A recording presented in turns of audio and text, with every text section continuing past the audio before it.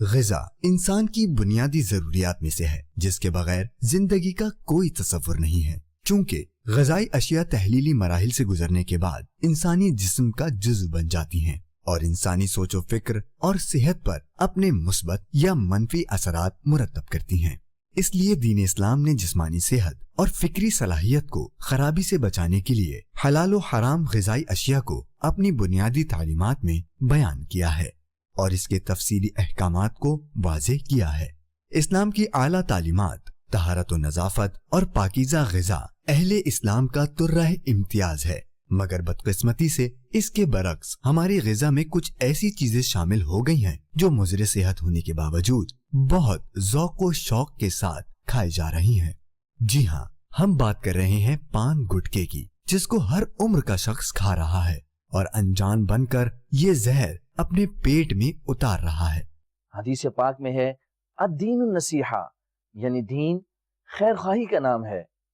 اسی خیر خواہی امت کے مقدس جذبے کے تحت آج آپ کو پان گٹکے کے بارے میں بتائیں گے اور ان کے ذریعے انسانی صحت پر کیا اثرات مرتب ہوتے ہیں اس بارے میں بھی آگاہ کریں گے۔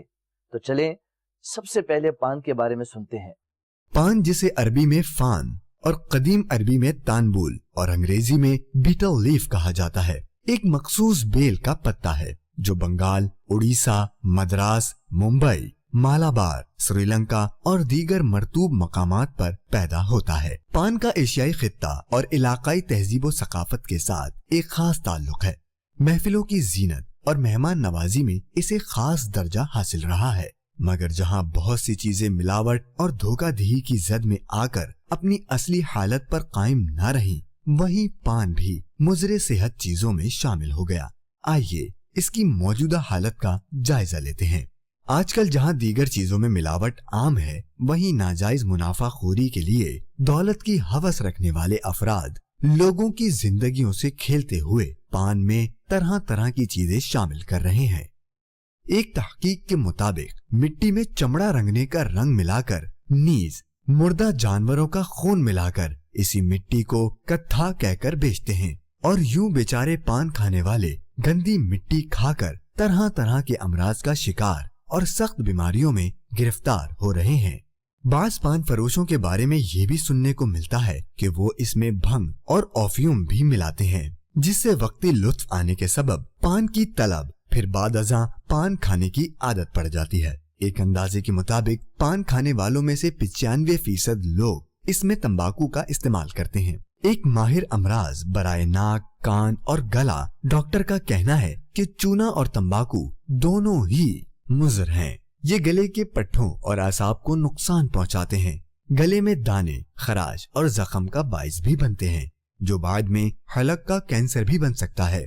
پان میں موجود چونا معدے اور آنتوں میں کٹ لگا دیتا ہے۔ زیادہ پان کھانے سے معدے کے السر کے ساتھ ساتھ پیٹ میں درد، ڈائریا، بھوک کی کمی، جلن اور تیزابیت جیسے مسائل جنم لیتے ہیں۔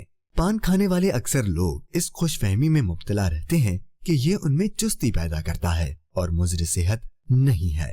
ماہرین صحت کے مطابق یہ بہت سی ایسی بیماریوں کا باعث بن رہی ہے جو فوری طور پر سامنے نہیں آتی، تاہم مستقبل میں شدید پریشانی کا باعث بنتی ہیں۔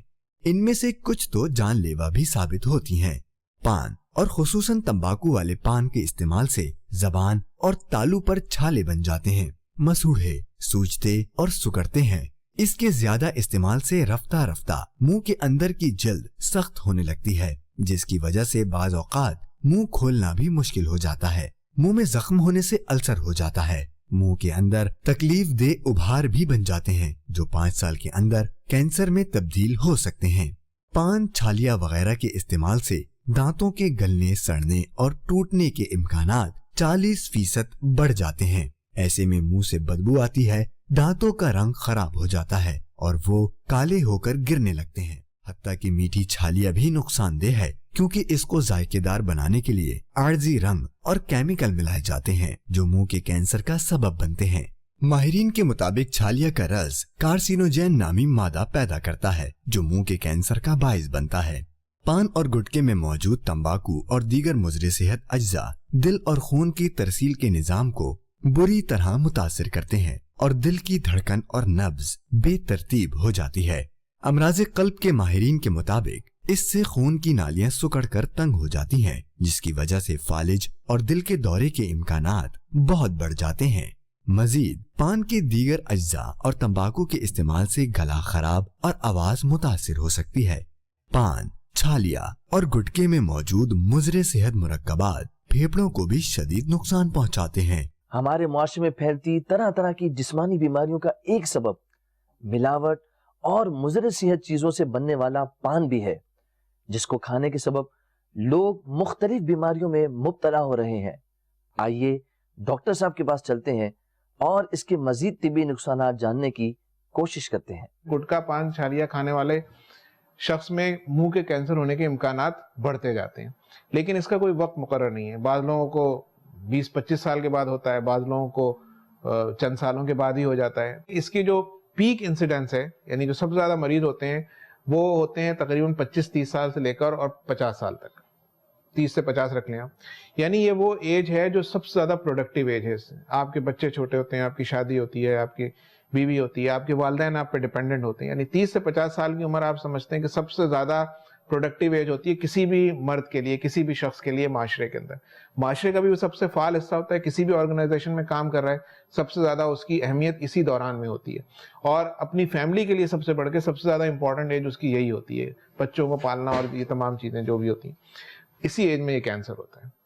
اور اس ایج کے اندر جو کینسر ہوتا ہے پھر مریض کہیں کا نہیں رہتا۔ یعنی یہ ہم کہیں کہ جی اگر 100 لوگ کھاتے ہیں تو اس میں سے کم بھی 70% لوگوں کو یہ کینسر ڈیولپ ہو سکتا ہے، جو خصوصاً جو یہ دوسرا جو گٹکا اور ماوا اور اس طرح کی چیزیں جو کھاتے ہیں۔ میرا خیال ہے کہ پاکستان اور خصوصاً کراچی کے اندر ہماری جو اسٹیٹسٹکس کے مطابق منہ کا کینسر جو ہے وہ شاید نمبر 1 کینسر ہے۔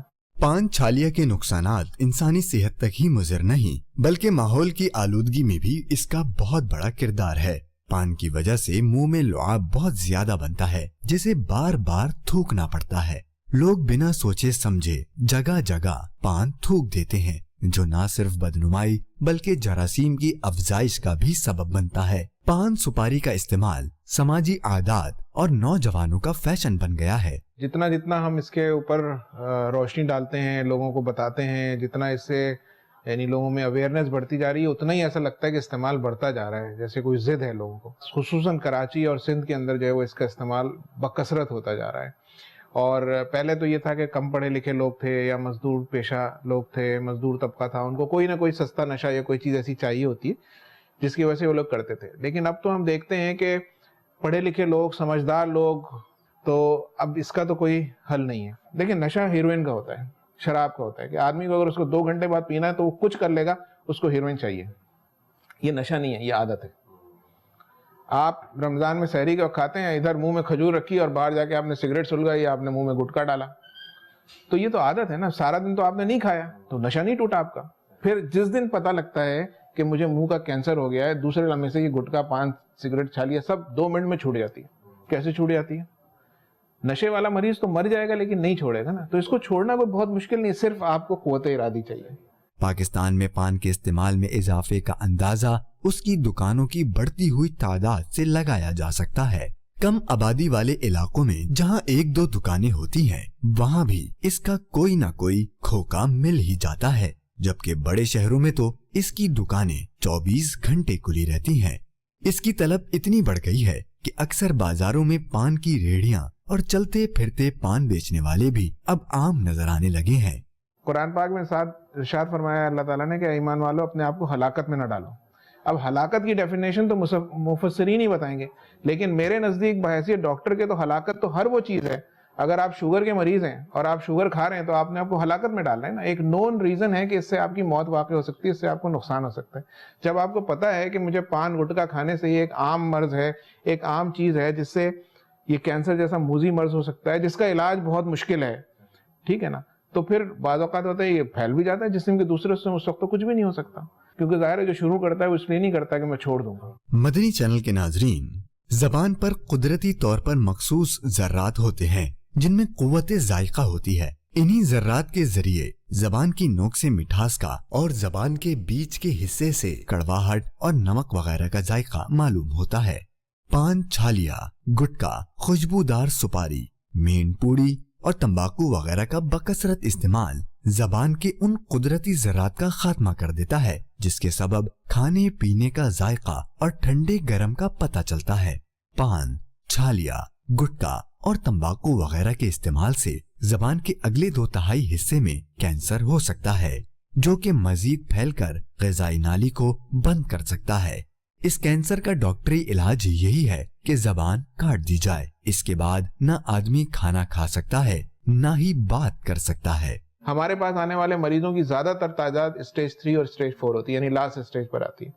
اس اسٹیج پر آنے کے بعد ان کا علاج تقریباً ناممکن ہو چکا ہوتا ہے۔ ہم جو کچھ کرتے ہیں وہ پیلیٹیو سرجری ہوتی ہے، یعنی پیلیٹیو سرجری کا مطلب یہ ہوتا ہے کہ ہم ان کی تکلیف کو کسی حد تک کم کرنے کی کوشش کرتے ہیں، لیکن یہ کینسر اتنا پھیل چکا ہوتا ہے کہ یہ اس کا مداوع کرنا جو ہے وہ شاید انسان کے بس کی بات نہیں ہے۔ دیکھیں اسٹیج 3 4 کا مطلب یہ ہے کہ مثال کے طور پر اگر یہ گال کے اندرونی حصے میں ہوا تو یہ کھال پہ آ جائے، تو کھال کا مطلب یہ ہے کہ جیسے آپ نے ابھی دیکھے ہوں گے کہ یہ پورا حصہ اس کا جو ہے ریموو ہوگا، یہ پورا سوراخ بن جائے گا۔ پھر ہم اس کو دوسری جگہ سے کوئی فلیپ لے کر یا کوئی عام زبان میں کہیں کسی اور جگہ سے گوشت یا کھال لے کر ہم اس کو بند کریں گے، لیکن ظاہر ہے وہ نیچرل تو نہیں ہو سکتا۔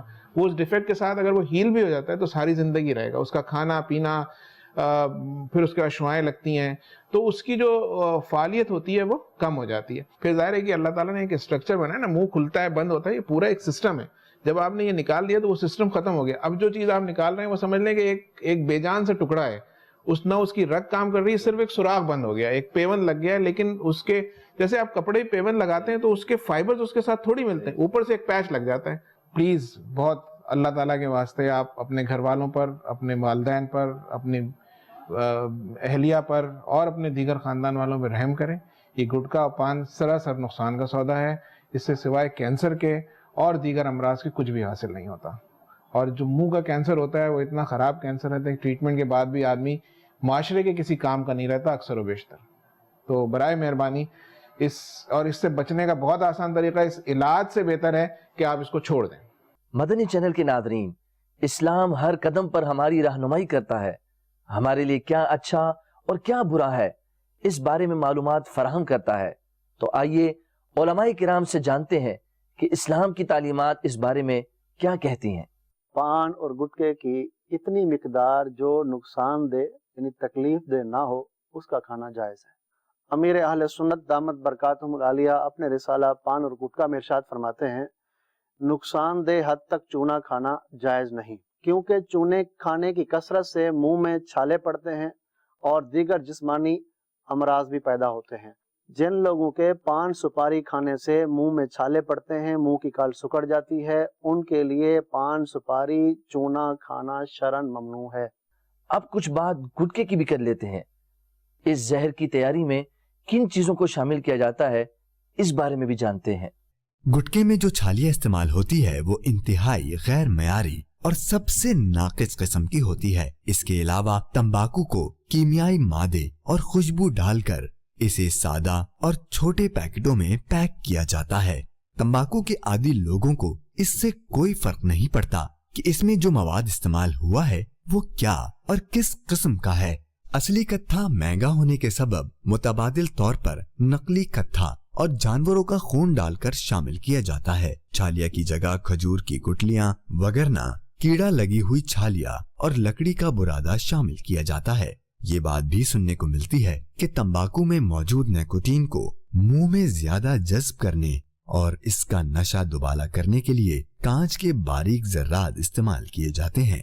مزید بیٹری کا استعمال شدہ پانی، چونے کا پسا ہوا پتھر، رنگ ملا کتھا، ان تمام چیزوں کے ملنے سے جو چیز تیار ہوتی ہے یقیناً آپ اسے زہر کا نام دیں گے، مگر افسوس اسی زہر کو گٹکے کا نام دے کر بیچا اور کھایا جا رہا ہے، اور ہر عمر کے لوگ خصوصاً نئی نسل کے رگو پے میں اس زہر کو اتارا جا رہا ہے۔ ایک مقامی ہسپتال کے معالج ڈاکٹر نے گٹکے سے متاثر ہونے والوں کے بارے میں بتایا کہ روزانہ تقریباً 150 مریض منہ، زبان، گلے اور گردن کے کینسر کے علاج کی غرض سے آتے ہیں، اور ہر سال تقریباً 20,000 کینسر میں مبتلا لوگ علاج کے لیے آتے ہیں۔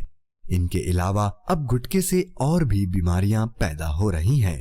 بھائی یہ اڑیا گٹکے کھانے سے ہوا، اور میں تو سبوں کو منع ہی کروں گا، بھائی یہ چیز بری ہے، کھاؤں گا تیزاب سے غلطی ہے، یہ تو تیزاب انسان کے زخم گلا دیتا ہے. یہ اذیت دیکھ لو میری کیسی حالت ہو گئی ہے. میرے 3 دفعہ آپریشن ہو چکے. یہ ایک دفعہ سرجری ہونے سے یہ پورا کٹ گیا تھا. یہ ادھر سے گوشت نکال کے لگایا, پھر پیٹ کی چربی لگائی, پھر ران کا گوشت نکالا, اس ران کا گوشت نکالا, ابھی سرجریاں بقایا. اس نارے میں نہ کوئی کام دھندا کر سکتا ہوں نہ کچھ کر سکتا ہوں. میرے گھر کے بھی حالات ایسے نہیں ہیں جو کوئی میری مدد کر سکے. ایسے سمجھ لو میں تو قرض لے لے کے نہ کام دھندے سے رہا. چائے کا کام کرتا تھا, میرے کو تو اب کام بھی نہیں کروا رہے. اس نارے منہ سے میرے لال ٹپکتی ہے تو ہوٹل والے بھی میرے کو رکھ رہے نہیں ہیں. اپنی صحت کا خیال رکھتے ہوئے ان نقصان دہ چیزوں سے خود کو بچائیں اور اپنی صحت کو بیماری سے پہلے غنیمت جانیں. ایک ریسرچ کے مطابق منہ کا کینسر پاکستان سمیت جنوبی ایشیا میں انسانوں کو سب سے زیادہ لاحق ہونے والا دوسرا کینسر ہے, جس کی بڑی وجہ گٹکا, مین پوڑی اور میٹھی چھالیا کا کھانا ہے. طبی ماہرین کے مطابق منہ کے سرطان کی بڑی وجہ اورل سب موکیوز فائبروسس نامی بیماری ہے. اس بیماری کے باعث منہ کا اوپر اور نیچے کا جبڑا سکڑنا شروع ہو جاتا ہے, یہاں تک کہ دونوں جبڑے مل جاتے ہیں اور مریض کے لیے ٹھوس غذا کھانا محال ہو جاتا ہے. اس بیماری سے 16 سے 20 سال کی عمر کے نوجوان زیادہ متاثر ہو رہے ہیں, جس کی اہم وجہ نوجوانوں میں چھالیا اور گٹکے وغیرہ کا بے دریغ استعمال ہے. منہ کے کینسر میں مبتلا افراد میں سے 50% محض 5 سال تک زندہ رہ پاتے ہیں, جبکہ 48% مریض تشخیص کے بعد 10 سال تک زندہ رہتے ہیں. گٹکا, مین پوری, تمباکو اور چھالیا استعمال کرنے والوں میں سستی, مدہوشی اور متلی کی شکایت عام ہوتی ہے, جبکہ بعض افراد اعصابی تناؤ کا شکار بھی ہو جاتے ہیں. گٹکے کی مزید خرابیوں میں سے یہ بھی ہے کہ آلودگی اور گندگی میں اضافہ بن کر دوسروں کے لیے بھی تکلیف کا باعث بن رہا ہے. گٹکا اور اس جیسی دیگر اشیاء مضر صحت اور ماحول دشمن ہونے کی بنیاد پر دنیا کے بعض ممالک میں اس پر پابندی عائد ہے. ایک میڈیکل اسٹڈی میں بتایا گیا ہے کہ پاکستان میں جن لوگوں کو منہ کا کینسر ہوتا ہے ان میں 90% لوگوں کو منہ کا کینسر صرف گٹکا کھانے کی وجہ سے ہوتا ہے. مدنی چینل کے ناظرین, گٹکے کی ہلاکت خیزیوں اور انسانی صحت پر اس کے تباہ کن اثرات کو جاننے کے بعد آج جب گٹکا کھانے والے سے اس کے بارے میں پوچھا جاتا ہے تو ان کے تاثرات کچھ اس طرح ہوتے ہیں. وہ بہت زیادہ ہی پریشان کر دیا, اس نے بہت زیادہ ہی مجھے پریشان کر دیا. سوئی وغیرہ جو انجیکشن لگاتے تو درد نہیں ہوتا, جو نہیں لگاتے تو وہ درد کم ہوتا. پان گٹکا کھانا نہیں چاہیے. لوگوں سے کہوں گا کہ پریس کریں, اپنے لیے سوچیں کچھ, ورنہ بعد میں بڑا پریشانی ہوتی ہے. پیسہ اٹھتا ہے اور پھر بھی صحیح ہوا نہیں ہوا, یہ بہت خطرناک چیز ہے. آخر میں باپا سے ریکویسٹ کروں گا, میں ان کا مرید ہوں. باپا آپ دعا کریں,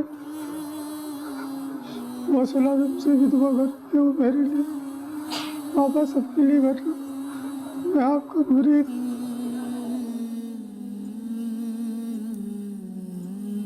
قوم کا سرمایہ اور ملت کے نگہبان بالخصوص ہمارے نوجوان گٹکے کے سبب ذہنی و جسمانی طور پر تباہ اور شخصی اعتبار سے برباد ہو رہے ہیں. دانتوں کا کالا ہونا, ہر جگہ تھوکنے کا مرض, آلودگی میں اضافہ کرنا, بات کرنے کا بے تکا انداز اور دوسروں کی اذیت کا سبب بننا. کیا مہذب اور اسلامی معاشرے کا فرد ایسا ہوتا ہے؟ ستم بالائے ستم یہ کہ گٹکا وغیرہ کھانے کا شوق کم آمدن والے طبقے میں زیادہ پایا جاتا ہے. گھر کا میں ایک ہی ذمہ دار ہوں, میری وجہ سے پورا گھر بکھر چکا ہے. میں ایک بڑا ہوں, گھر کا میں ذمہ دار تھا. اس بیماری کے چکر میں سب کچھ بک گیا, علاج بھی اس کا بہت مہنگا ہے. ہو گیا تو ٹھیک, نہیں تو زندگی اس میں چلے جاتی ہے بھائی. بات ایسی بھی میرے دوستوں سے, میرے بھائیوں سے یہی گزارش ہے کہ گٹکا پان مت کھائیں.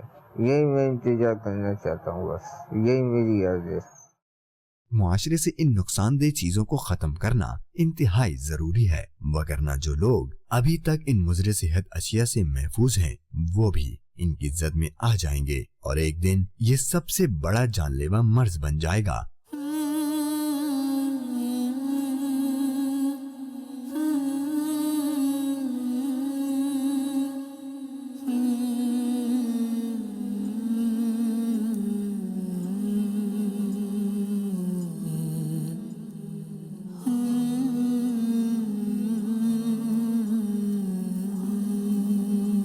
یہ جی میں گٹکا کھاتا تھا، اس سے ہوا ہے، اور میں یہی کہنا چاہتا ہوں لوگوں سے کہ یہ چیز استعمال نہ کریں۔